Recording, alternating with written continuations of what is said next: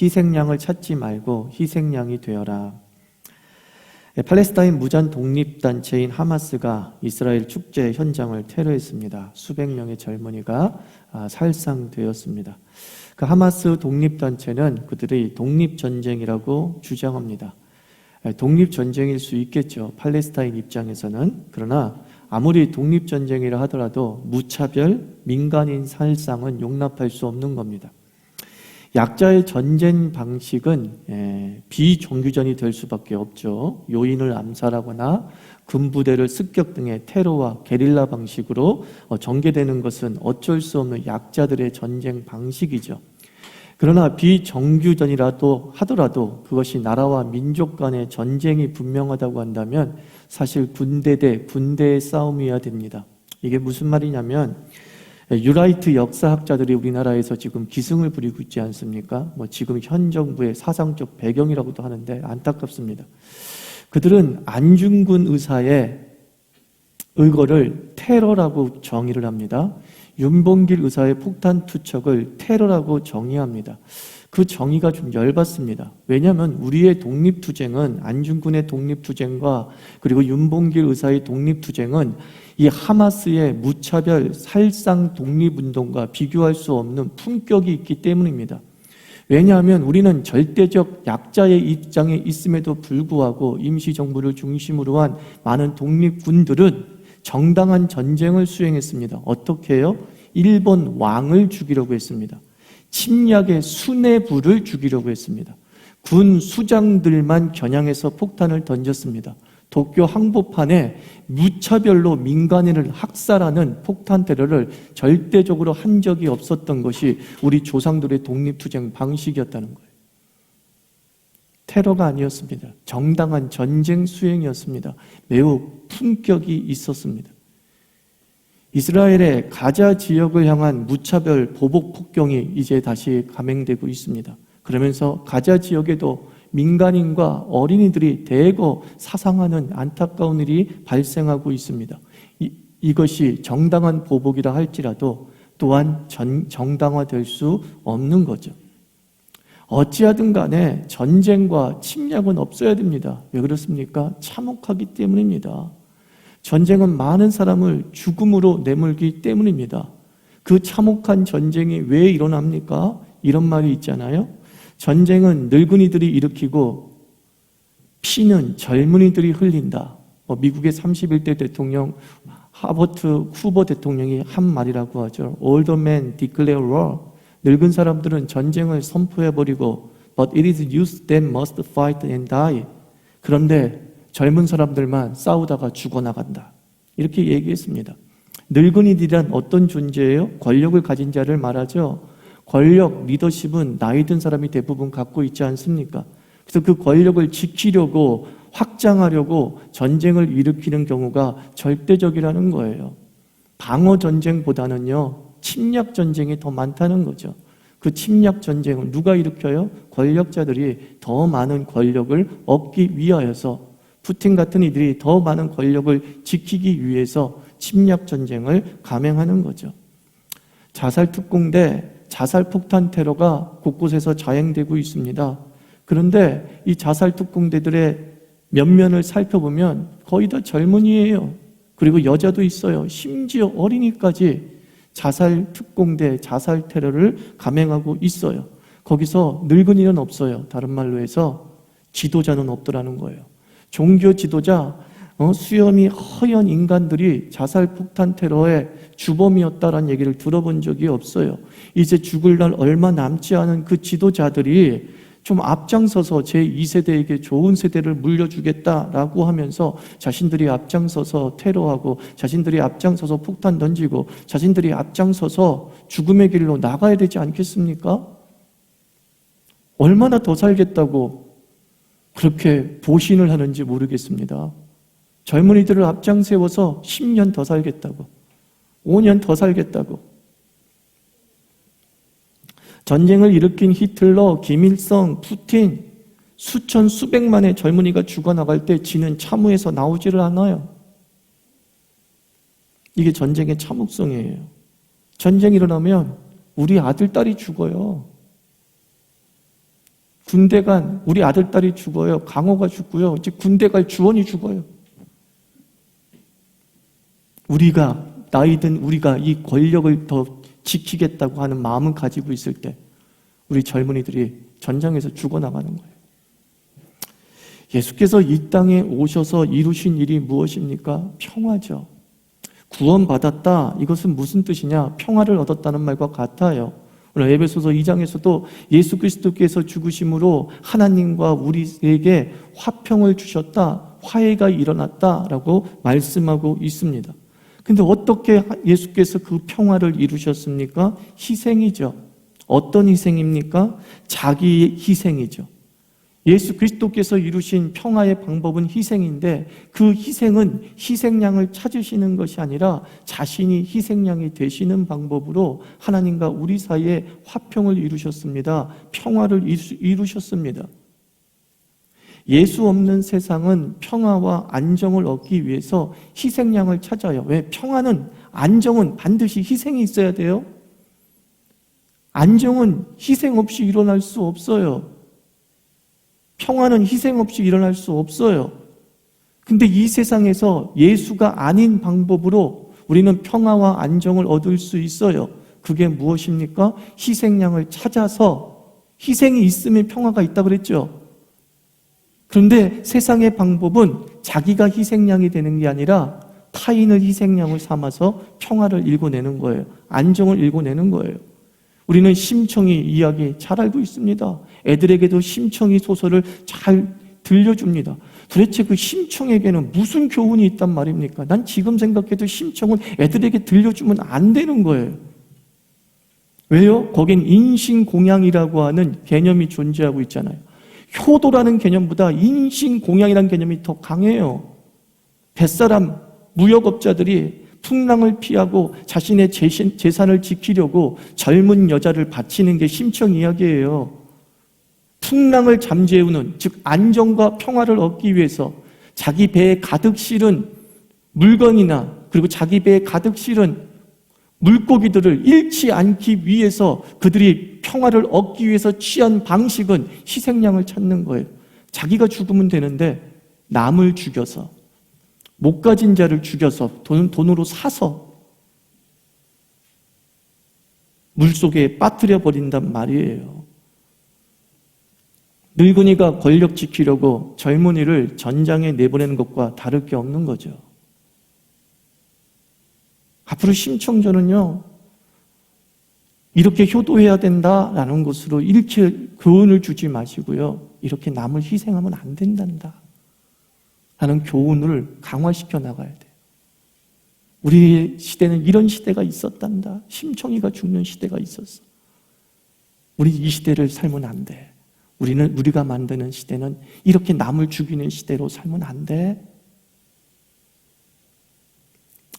평화는요, 더 가진 사람의 희생으로 이루어지는 겁니다.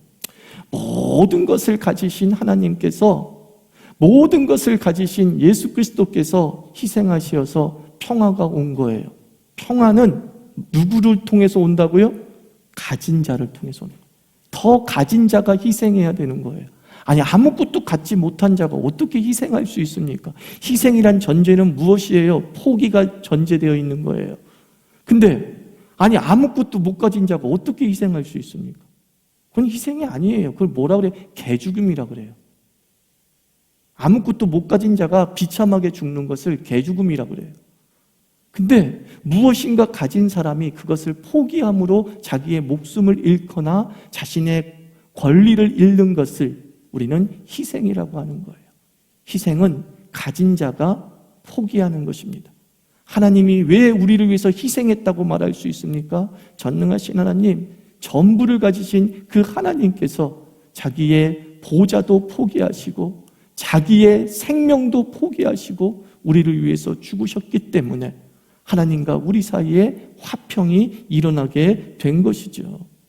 더불어 산다는 것은 더 가진 자가 더 갖지 않으려고 결단할 때 우리는 더불어 살 수 있게 되는 거예요. 재개발이 우리나라는 한참 붐이지 않습니까? 재개발하면서 임대 아파트를 좀 중간에 지어야 되는 그런 법적 조항들이 있어요.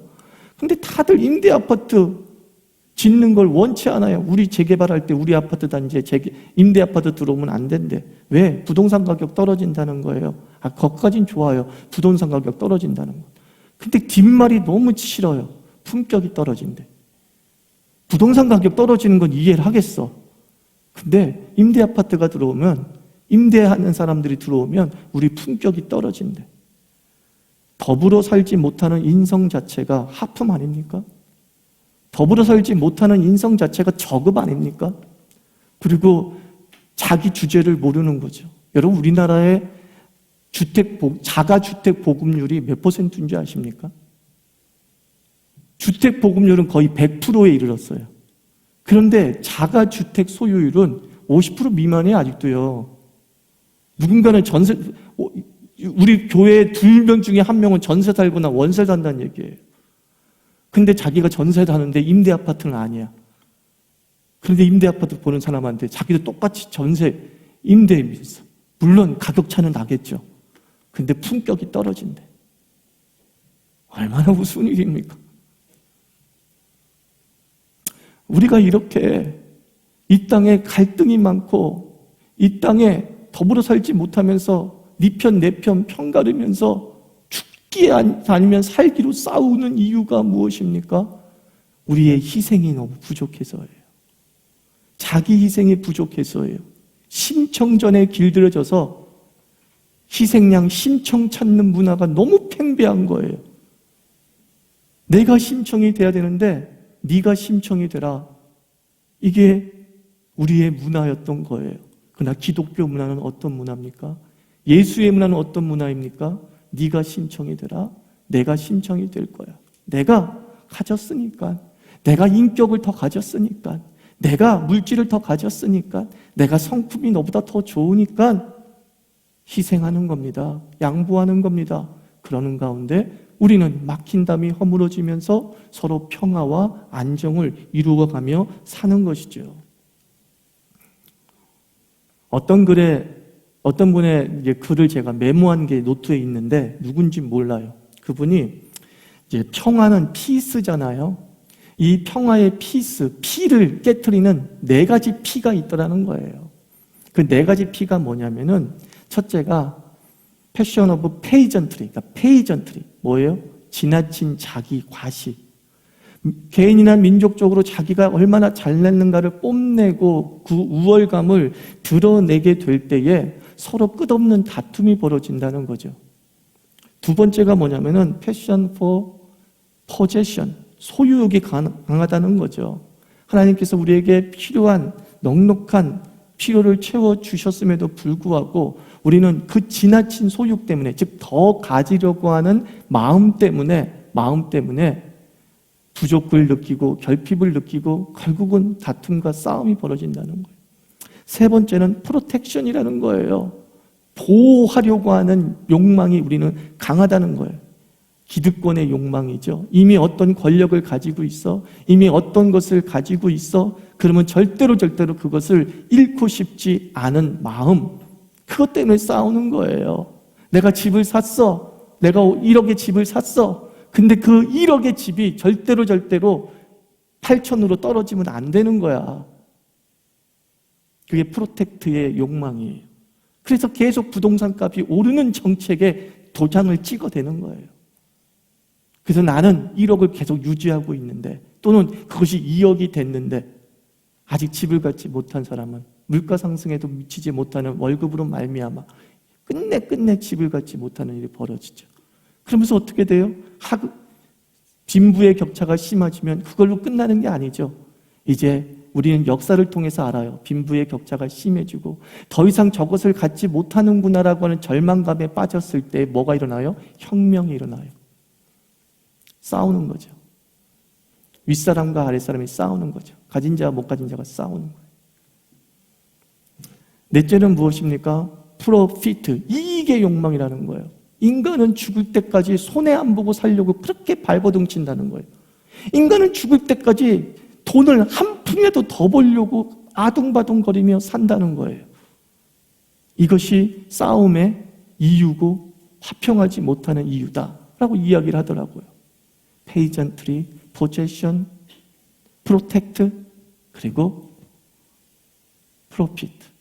그게 뭐예요? 뽐내고 가지려고 하고 움켜쥐고 죽을 때까지 흑자 인생 살려고 하는 것이 더불어 살지 못하고 다툼과 갈등의 씨앗이 되고 있음을 잘 분석하고 있다라고 생각합니다.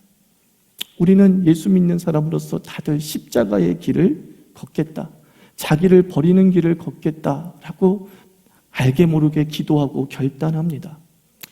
예수를 따라가는 길, 저 천국을 향해 가는 길은 이런 부질없는 욕정들을 다 버리면서 나아가는 것 아니겠습니까? 예수 잘 믿으면서 나이 든다는 건 뭐예요? 욕정이 점점 줄어든다는 거잖아요. 그게 정상이잖아요. 세상은 나이 들수록 욕정이 더 강해지죠. 노욕이라는 게 존재한다잖아요. 노욕이 정말 무섭다고 하죠. 그러나 그리스도인들은 그 욕정들을 점점 줄여나가는 거죠. 가난하고 비참하게 살라는 뜻이 아니라 이 정도면 됐어, 더 안 가지려고 하고요. 이 정도면 좀 놔둬도 되지라고 하는 여유를 가지면서 살아갈 수 있는 그 신앙의 여정이 저는 십자가의 길이요 화평을 이루는 길이라고 믿습니다. 바울은 내가 그리스도와 함께 십자가에 못 박혀 죽었다, 이제 내 안에 사는 것은 예수 그리스도라고 고백을 했습니다. 근데 바울이 사실 어떤 사람이었어요? 바울은 화평이 없는 사람이에요. 바울은 더불어 살지 못했던 사람이에요. 공존이라는 단어를 모르면서 살았던 사람이에요. 예수 믿는 사람을 죽이려고 갔어요. 그런 사람이었어요. 나는 예수 믿는 사람하고 이 땅에서 함께 못 살아, 그러면서 예수 믿는 사람을 찾아다니면서 죽이려고 했던 사람이 바울이었어요. 나는 이방인과 합성 못해. 내가 어떻게 이방인하고 같이 밥을 먹어? 난 절대 이방인과 합성 못해. 이게 바울이었다고요. 더불어 살지 못했던, 평화라고는 하나도 존재하지 않았던 인간이 바울이었어요.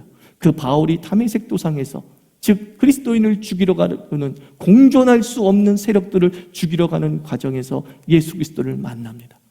그 공존하지 못했던, 화평이라고는 알지 못했던 그 바울이 예수 그리스도를 만나서 쓴 성경이 에베소서 오늘 2장이잖아요.